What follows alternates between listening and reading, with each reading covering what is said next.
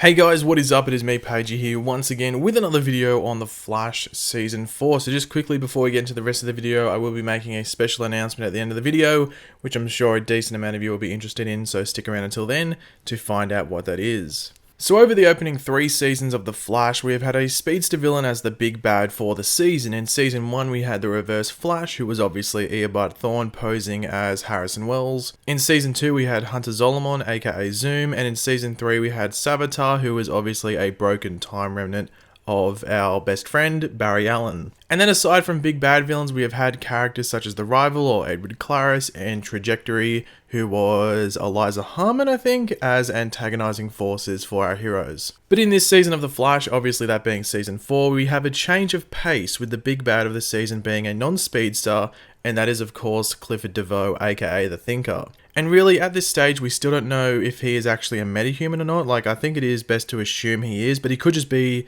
or just end up being a normal dude with an abnormally large mind. And just to quickly mention something regarding the Thinker, some people do seem to be concerned about how early the Thinker has been introduced and the similarities this has to Damien Darhk in Arrow Season 4. I can understand that concern, but the Thinker sort of had to be introduced earlier to set up the whole bus metas thing and how the rest of this season is going to play out. While Damien Darhk could have been left for a while in Arrow Season 4 before being introduced. I don't know why they felt the need to introduce him so early, but the Thinker is warranted, while Damien Darhk wasn't. But anyway, back to the topic at hand. So this season, as I said, is taking a break from a speedster villain as the big bad, but next season you would think that they would be, be going back to Barry testing at his speed, rather than his mind and wit. One of the big predictions by many is that we could possibly be getting Godspeed set up at some point in this season, or at least teased to, and he will be the big bad for next season.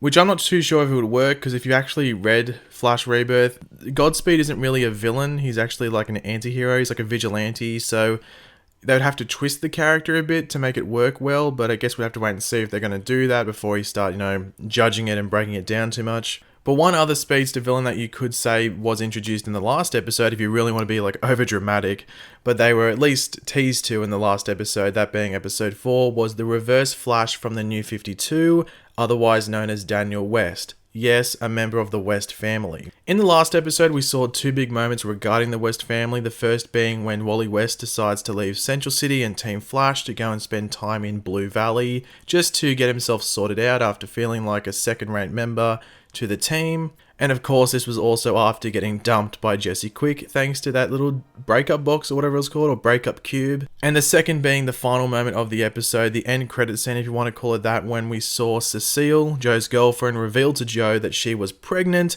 And let's just say Joe had quite the response to this, that being nothing obviously. This is most likely what the scene played out like in Joe's head.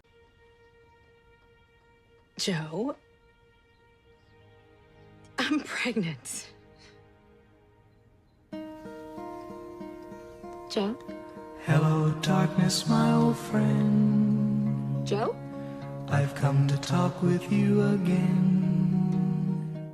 Now, due to these events, a pretty common theory has popped up, which I thought I would go over, and that is that we would see this New 52 Reverse Flash, the Daniel West Reverse Flash, show up. Now, we'll go over each of the theories that have popped up over the past few days thanks to the events in the most recent episode of The Flash. But do let me know in the comment section down below not only your opinions on these various theories, but also if you have any other theories of your own regarding all of this that have not been mentioned at all. And of course, if you do want to enjoy the video, be sure to drop a like on it to show your support, and of course subscribe to the channel if you're new. The first of these is the most obvious or common one that people were talking about following the end of episode 3, and that is that the child that Cecile and Joe have will be named Daniel, but have something bad happen to him following his birth that sticks with him before he ends up going down a darker path and eventually becoming an evil speedster. Then he would come from the future to cause chaos in the period following this event to get revenge on the people involved. This event would be Cecile's death, whatever the cause of that is. They could make it that Cecile dies in childbirth, but Daniel blames everyone else for that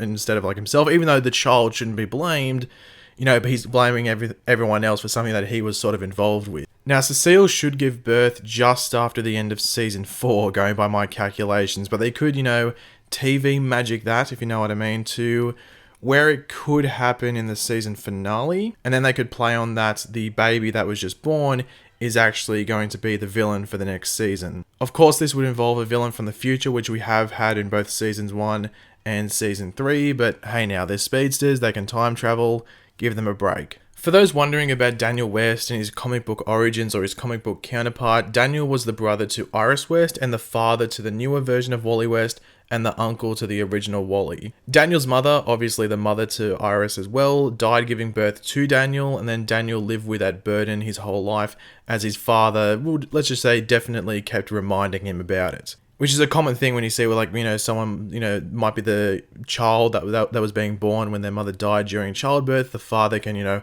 hold that against the child. You've seen it in a couple of different movies and TV shows, I'm pretty sure.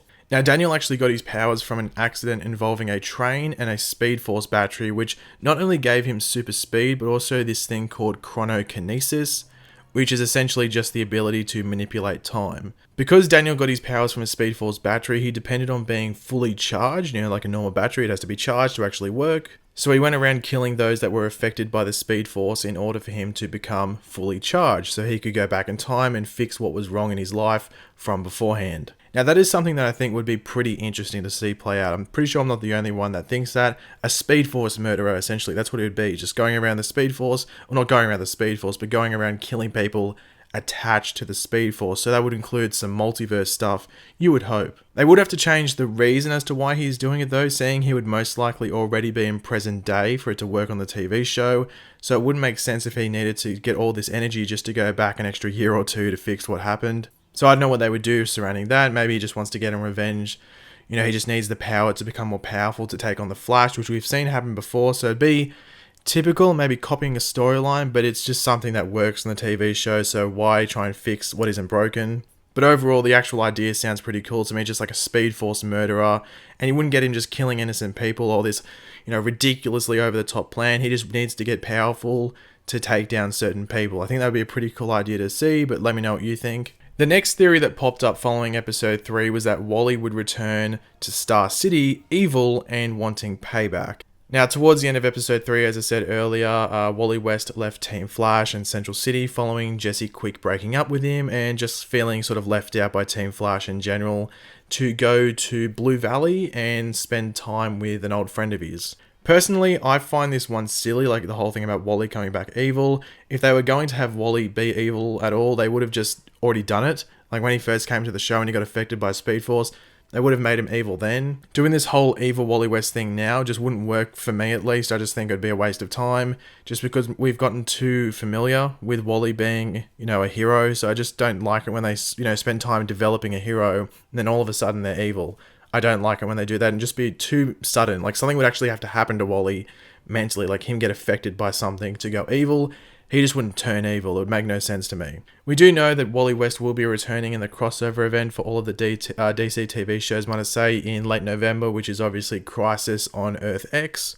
He will be back for the wedding between Barry and Iris. Obviously at this stage, we don't know if he will stay following that or if he will go away again and then return later on. I guess we would just have to wait and see and watch regarding all of that. Now, there is actually one more theory to go over. Now, this is a stupid theory. I don't like calling people or things stupid, but this is actually just really silly and really stupid. And I'm talking about it because someone was actually being serious when they came up with it. So strap yourselves in and get ready for it. So this theory involves the metahuman bus. So obviously we have that bus full of people, 12 people that were struck by the dark matter from when Barry escaped the Speed Force. So this theory involves Cecile being on the metahuman bus and being hit by the dark matter and the dark matter actually impregnating her and giving her the baby. Because technically it's given that time span where, you know, someone would be impregnated before they actually notice, like that time span from when the metahuman bus was hit with that, you know, dark matter. And that's why Joe is so surprised, because he had a vasectomy.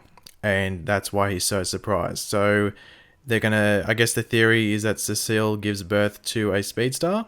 I guess it's a weird theory. I wasn't going to mention it, but I thought I'd go over it just to let people know that someone actually thought this up, and let me know what you think of it, because some of you might think it's a good idea. I just think it's extremely silly, really silly. But as I said right at the beginning of the video, I do have a special announcement, and that announcement is that right now, at this very time from when I've uploaded this video. So if you're watching this video as soon as it's gone up, even if you're watching it like 2 days later, the link down below will still work to the post video, if you want to call it that.